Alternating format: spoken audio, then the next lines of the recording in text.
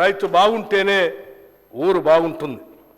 వ్యవసాయం లాభసాటిగా ఉంటేనే రాష్ట్రం యొక్క ఆర్థిక పరిస్థితి మెరుగుపడుతుంది. అందుకే రైతు రుణమాఫీ అంశాన్ని మేము మా ఎన్నికల ప్రణాళికలో కూడా స్పష్టంగా పేర్కొన్నాం.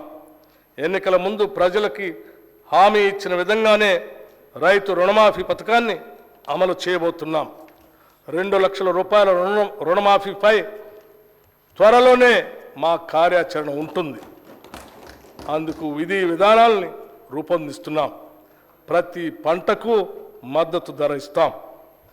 ఈ సందర్భంలో మేము రైతు బంధు పథకం గురించి ఒక విషయం ఈ గౌరవ సభ ముందు ఉంచదలుచుకున్నాం. రైతు బంధు యొక్క ముఖ్య ఉద్దేశం రైతుకు పెట్టుబడి సాయం అందించడమేనని గత ప్రభుత్వం ఈ పథకాన్ని ప్రారంభించింది.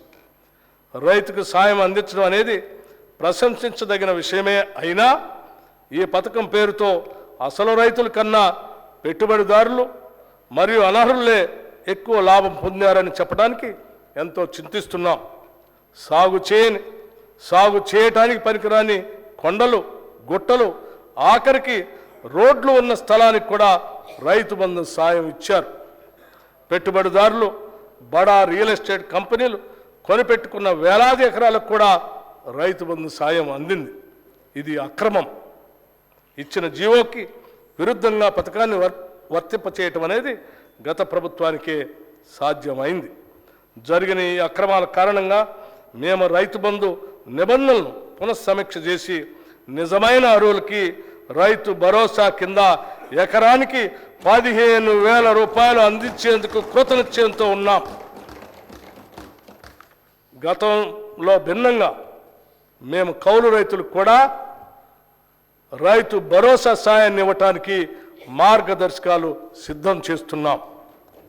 అదేవిధంగా ప్రధానమంత్రి ఫసల్ బీమా యోజన కార్యక్రమాన్ని ఆధారంగా చేసుకొని రాష్ట్రంలో పంటల బీమా పథకాన్ని పటిష్టంగా అమలు చేయబోతున్నాం. పశ్చిమ బెంగాల్లో అమలు జరుగుతున్న తీరును పరిశీలించిన అనంతరం దానికి సంబంధించి తుది నిర్ణయాన్ని తీసుకుంటామని ఈ సందర్భంగా మనవి చేస్తున్నాం. రైతు బీమా పథకాన్ని కౌలు రైతులకు కూడా అమలు చేసేందుకు చర్యలు తీసుకుంటున్నాం.